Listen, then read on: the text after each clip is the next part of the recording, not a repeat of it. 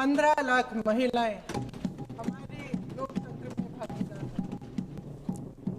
2010 में स्वर्गीय प्रधानमंत्री डॉक्टर मनमोहन सिंह जी और यूपीए की अध्यक्ष श्रीमती सोनिया गांधी जी के नेतृत्व में पार्टी ने लोकसभा और विधानसभा में महिलाओं को आरक्षण देने का फिर प्रयास किया।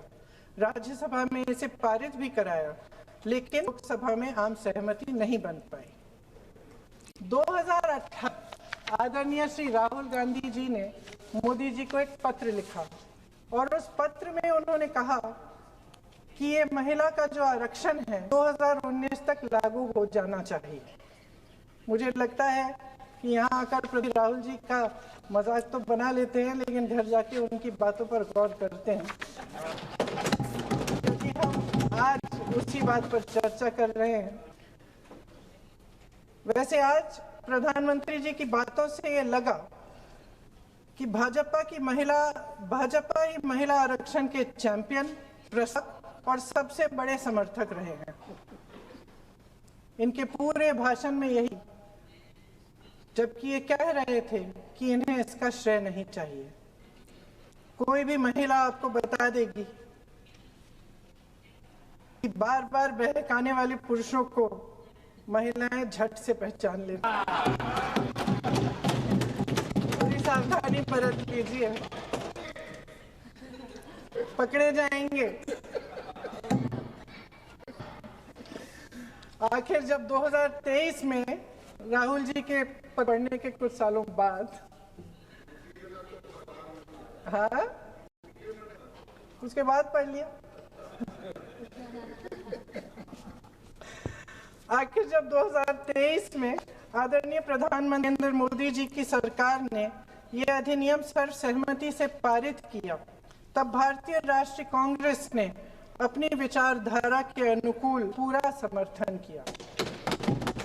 आज भी इसमें कोई शक नहीं होना चाहिए कि भारतीय राष्ट्रीय कांग्रेस महिला आरक्षण के पक्ष में कर खड़ी है और खड़ी है।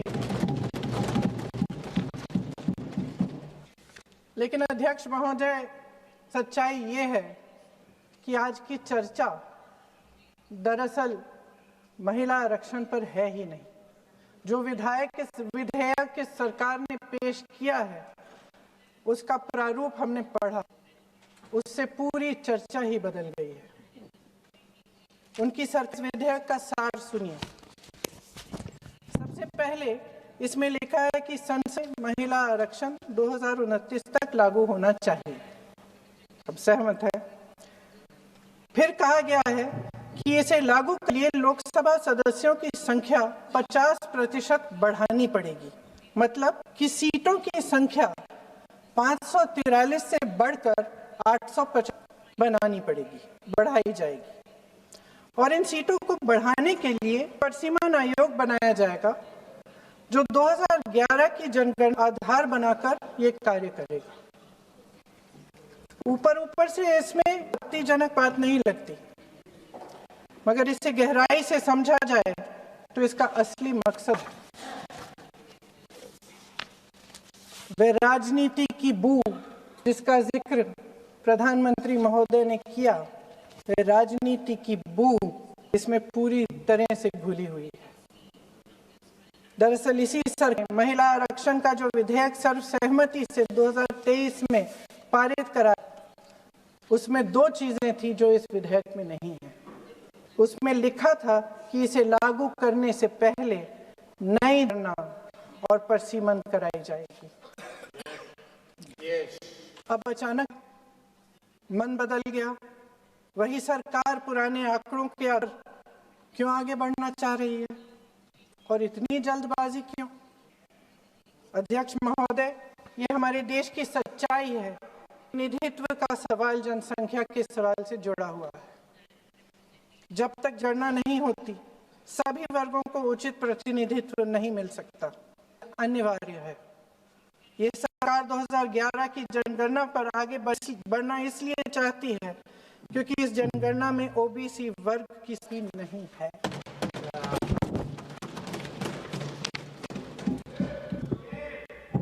आज प्रधानमंत्री महोदय ने बड़े हल्के दिया कि इस वर्ग और उस वर्ग के बारे में हम बाद में देख लेंगे। इस वर्ग कौन सा, उस वर्ग, ओबीसी वर्ग की बात कर रहे थे कि हम देख लेंगे इसके बारे में।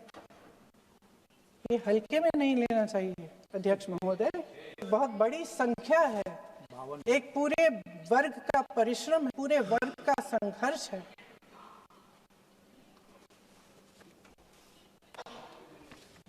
इसे टेक्निकल मुद्दा बता के उन्होंने पल्ला झाड़ दिया। हम इनकी मांग कर रहे हैं, हम इनकी जरूरत को आगे कर रहे हैं, हम कह रहे हैं कि इनको भी अपना हक मिले, और प्रधानमंत्री जी ने उसको एक टेक्निकल मुद्दा बता दिया।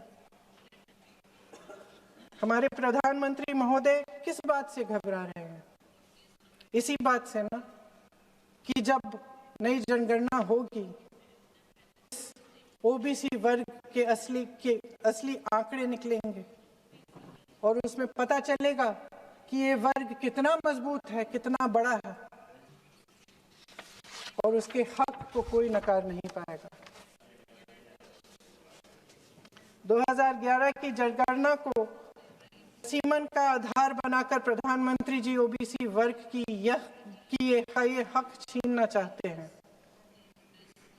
उनके साथ एक बहुत बड़ा निर्णय जा रहे हैं। अध्यक्ष महोदय, कांग्रेस पार्टी कभी नहीं होने देगी। हमारा संविधान सबका है, ये देश के एक देशवासी का है, किसी एक का हक पर इसे नहीं चलाया जा सकता। इसमें सिर्फ यह अभाव नहीं है, एक और खतरनाक अभाव है। संसद 50% विस्तार प्रस्तावित है, लेकिन इसके लिए कोई ठोस प्रक्रिया में एक भी शब्द नहीं लिखा है। आश्चर्य की बात यह है कि इतने परिवर्तन के नियम क्या होंगे, कैसे किया जाएगा, इसके बारे में पूरे विधेयक में एक भी। महोदय, संसद में भारत के हर प्रदेश की 1971 में निश्चित तौर पर तय की गई थी और इसमें परिवर्तन लाने रोक लगाई गई थी, लेकिन इस विधेयक के तहत ये सब बदल रहा है। आदरणीय प्रधानमंत्री महोदय जी और उनके अन्य मंत्रियों के आश्वासनों के बावजूद यह निश्चित है कि संसद में प्रदेशों का परिवर्तन किया जाएगा। हमारे लोकतंत्र की व्यवस्था में इतने बड़े परिवर्तन के लिए पूरी प्रक्रिया बनी हुई है, मगर इनकी योजना यही है कि प्रक्रिया को नकारा जाएगा। जिस असम में इन्होंने मन चाहे सीटों को काटा पीटा, विपक्ष के नेताओं की सीटों का विभाजन किया और अपने राज्य के लिए नई सीमाएं बनाई, उसी तरह ये पूरे देश में इसका मतलब ये है, परिसीमन आयोग में सरकार द्वारा चुने गए 3 इस पूरे देश के प्रदेशों का वजूद देश के लोकतंत्र में उनकी और उनका महत्व तय करेंगे। लोकतंत्र को खत्म करने की शुरुआत तो इस सरकार ने चुनाव आयोग, न्यायपालिका, मीडिया और अन्य संस्थानों पर अपना पूरा दबाव डालकर शुरू कर ही लिया था, मगर अब लोकतंत्र खुलावार होने जा रहा है। अगर ये विधेयक पारित होता है, समझ लीजिए कि इस देश में लोकतंत्र खत्म हो जाएगा।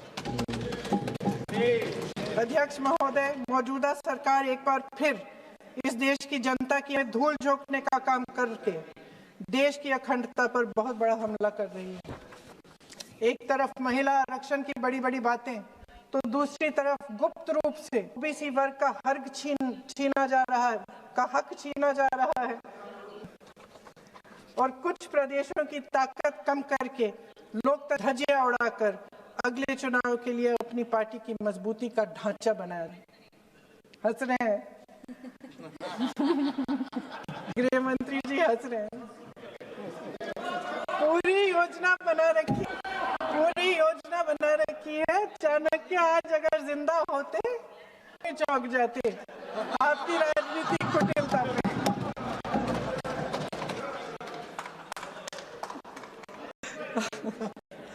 पूरी योजना बना रखी है, हंस रहे हैं, सहमत है मेरी बातों से। अचानक में चुनाव के दौरान सदन की बैठक बुलाओ, कोई सर्वदलीय बैठक हो विधेयक का प्रारूप सिर्फ एक दिन पहले सार्वजनिक कर लो ताकि विपक्ष को कोई मौका न मिले कि इस पे चर्चा कर ठीक ढंग से हो। मीडिया और पब्लिक में पहले से ही चर्चा शुरू कर लो कि मोदी जी बड़ा कदम उठाने वाले हैं महिलाओं के उत्थान के लिए।